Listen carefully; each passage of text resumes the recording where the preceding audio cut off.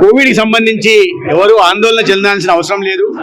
ఎందుకంటే కోవిడ్ మహమ్మారి పూర్తిగా వెళ్ళిపోయిన తర్వాత ఒక పర్టికులర్ వేరియంట్ ఒమిక్రాన్ RF5 అనే వేరియంట్ ఇన్హెరెంట్గా బాడీలో ఉంటుంది. ప్రతి సంవత్సరం కూడా వస్తున్నాయి దేశవ్యాప్తంగా. ఇప్పుడు మన దగ్గర దాదాపు 45 కేసులు వచ్చాయి.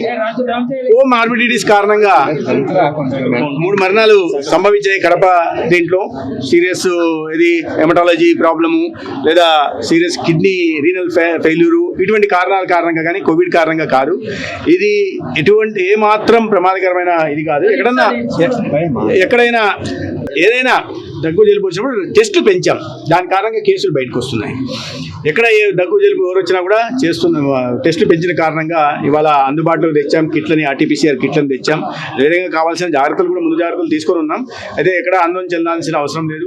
కేంద్ర ప్రభుత్వం కూడా మాట్లాడుతున్నాం. నిన్న కూడా కేంద్ర ఆరోగ్య శాఖ మంత్రులు JP నడ్డా గారు కూడా చాలా స్పష్టంగా చెప్పారు, ఈ ఒమిక్రాన్ RF5 ఎటువంటి ప్రమాదకారి ఇది కాదు, దీనికి ఎటువంటి ఆధారాలు లేవని WHO చెప్పిన నేపథ్యంలో ఉన్నాయి.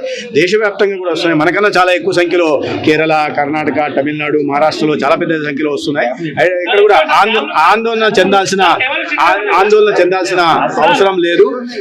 కాబట్టి దాని గురించి చాలా కేంద్ర ప్రభుత్వం నుంచి మాకు ఎటువంటి మార్గదర్శకాలు లేవు. కాబట్టి ఆందోళన అయినప్పటికీ కూడా రాష్ట్ర ప్రభుత్వం ముఖ్యమంత్రి గారి ఆదేశం మేరకు స్పందించి కావాల్సిన RT-PCR కిట్లను కూడా పెట్టడం జరిగింది. కావాల్సిన N95 మాస్కుల్ని కానీ, అంటే గతంలో ఎటువంటి కోవిడ్ వచ్చిన సందర్భంగా ఎటువంటి జాగ్రత్తలు తీసుకున్నామో ముందస్తు జాగ్రత్తలు తీసుకున్నాం, వాటిని అన్నింటి కూడా తీసుకుంటున్నాం. ఆరోగ్య సంరక్షణ పట్ల పూర్తి ప్రభుత్వం అప్రమత్తంగా ఉంది. ఏదైనా ఇబ్బందికరమైన పరిస్థితులు వస్తే మీడియా ద్వారా తెలియజేస్తాం. ఇప్పటికైతే ఎటువంటి ఇబ్బందికర పరిస్థితి లేదు, ఆందోళన చెందాల్సిన అవసరం లేదు. ఆందోళన చెందాల్సిన అవసరం లేదు, మేమే స్వయంగా చెప్తున్నాం. లేదు, ఆందోళన చెందాల్సిన అవసరం లేదు అని చెప్తున్నాం.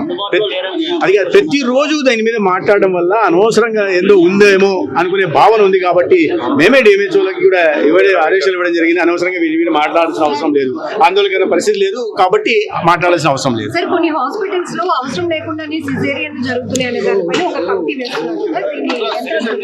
అంటే కమిటీ సిజేరియన్లను తగ్గించాలా, ఇవాళ పాపులేషన్ ను పెంచాలి.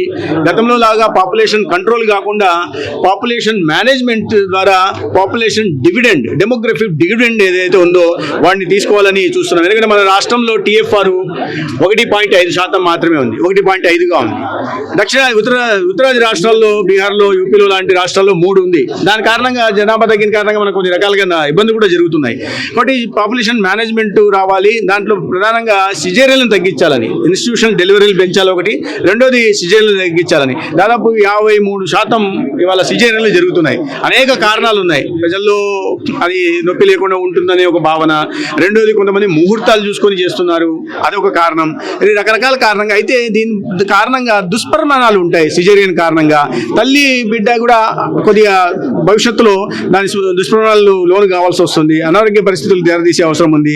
న్యాచురల్ డెలివరీ జరిగితే, నార్మల్ డెలివరీ జరిగితే తల్లి ఆరోగ్యం బాగుంటుంది, బిడ్డ ఆరోగ్యం కూడా బాగుంటుందనే ఉద్దేశంతో ఇవాళ అవగాహన కల్పించే ప్రయత్నం చేస్తున్నాం. దాంట్లో భాగంగా ప్రధానంగా ఈ ప్రైవేట్ నెట్వర్క్ హాస్పిటల్స్లో ఈ సిజేరియన్ సర్జరీలు ఎక్కువ అవుతున్న నేపథ్యంలో వాటికి ఆడిట్ జరపాలని, ఏదైనా సహేతుకమైన కారణం, ముహూర్తాలు పెట్టారనో లేకపోతే ఫలానా సమయానికి కావాలనో లేదా తల్లి నొప్పి భరించలేదనో ఉన్నాయి. నొప్పి తగ్గించడానికి, పెయిన్లెస్ డెలివరీ చేయడానికి కూడా అవకాశం ఉన్నాయి.